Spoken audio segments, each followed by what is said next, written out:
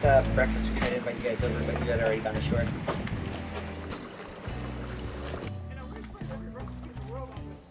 So you can intro yourself now. My name's Charles Bagodian. I live aboard a Shuttleworth 32 with my wife, Hillary Bagodian.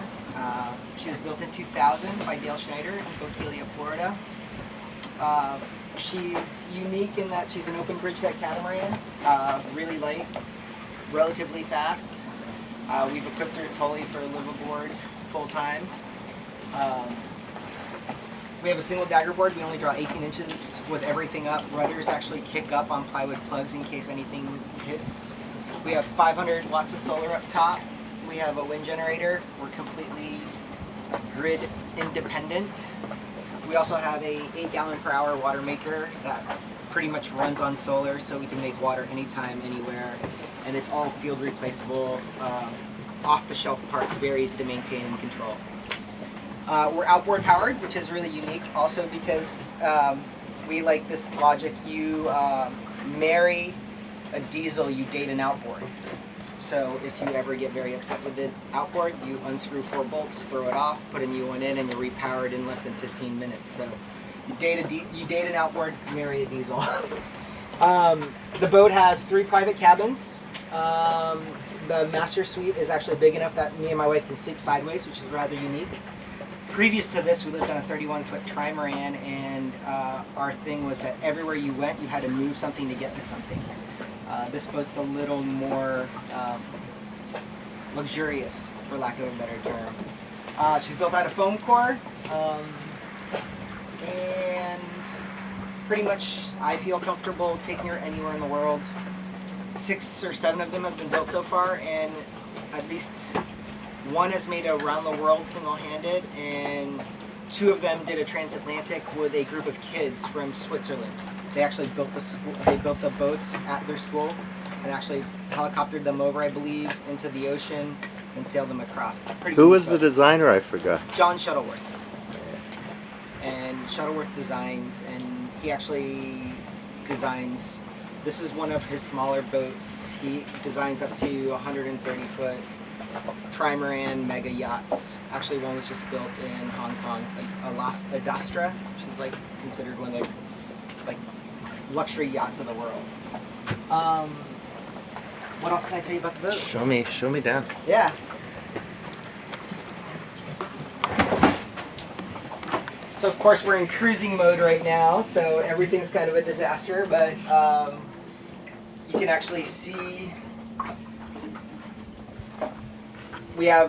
normally we have a table there that can actually fit 8 people around it comfortably, but when we're cruising just the 2 of us, we find it better to kind of have it as a lounging space and organizational space.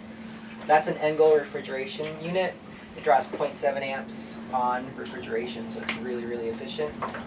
In the back is storage, and also the boat is unique in that it has completely redundant water supply systems. We can isolate each hull electrically.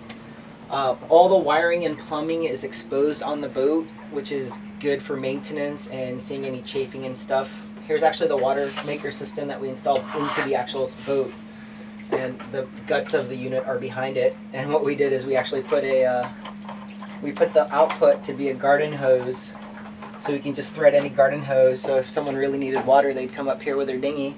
We'd be feeding them water to their dinghy, or we can put it in jugs, move the water wherever we need to, so we can supply other people when we see them on the water. We have another refrigeration unit under here, and that one is actually so big that we rarely use it unless we are doing long distance cruising. Right now we're just out for a month, so it's fine. Every compartment has a lot of opening hatches. We're really good about ventilation. The boat has a lot of really good light and ventilation, and also the cleaning surfaces are really easy to clean. We have very few places that collect the insidious mold. You can kind of see like places that don't get a lot of ventilation, but predominantly the boat is really good about not having any growth on it. We also rebedded every single bolt on the boat recently. We pulled out every single bolt that's in the living compartment, rebedded it with solid epoxy, made these custom fiberglass flat stock panels, and put 3/16 bolts everywhere. So that was this last winter project. Very show nice. you the other side.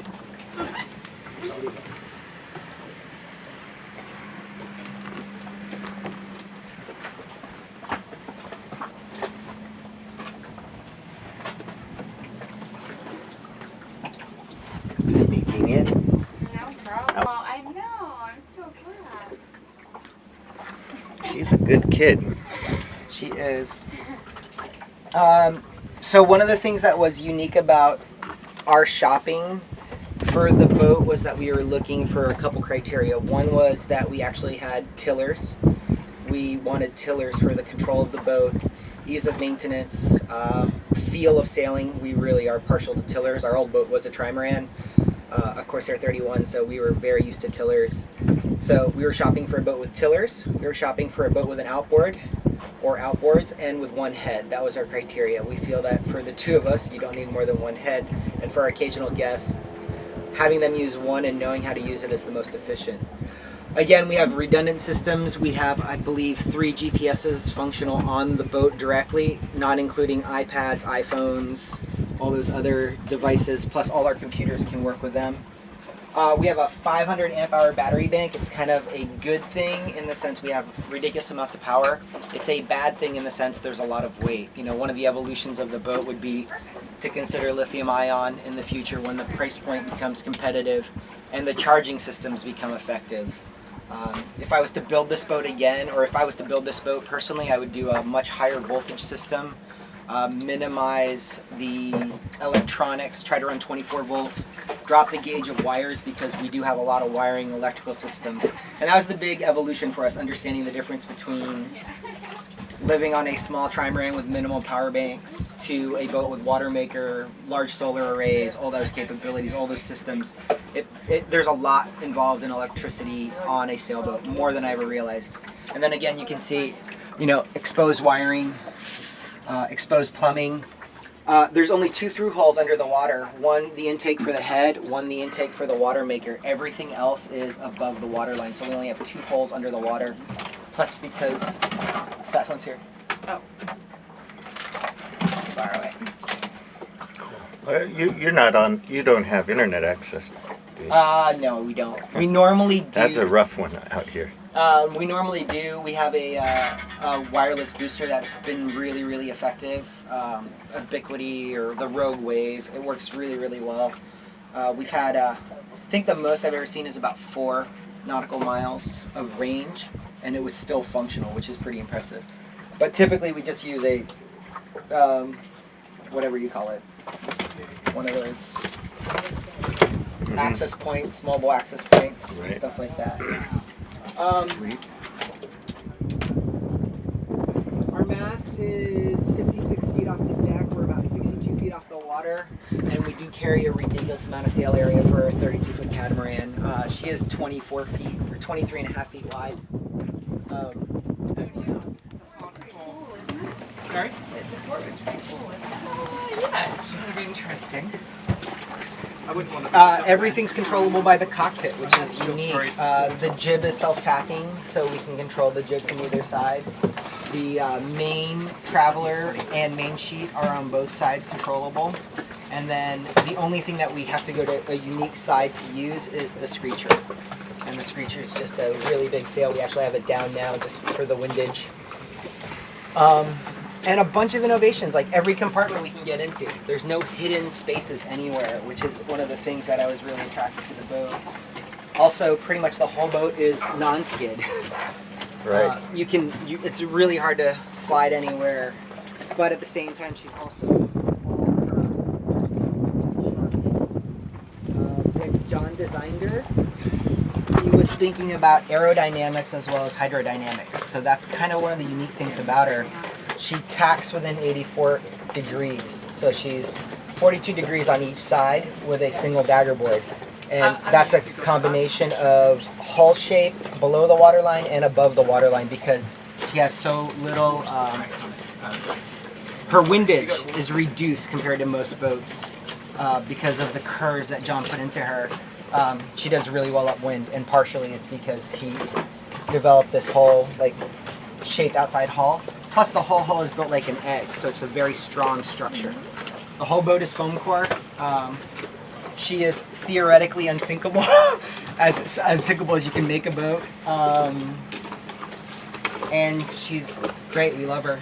We actually did add this arch recently.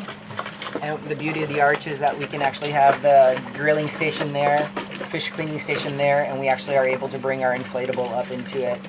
And if we ever find the need for more solar, not that I picture us needing more solar, we'll be able to add plenty of solar up there. We preemptively made it. And we also used AM steel for all the attachment points. So we use is actually using bolts and screws. So it's pretty unique from that perspective. Sweet. Thank you. Thank you. Enjoy. Great to meet you. Great to meet you as well. Enjoy.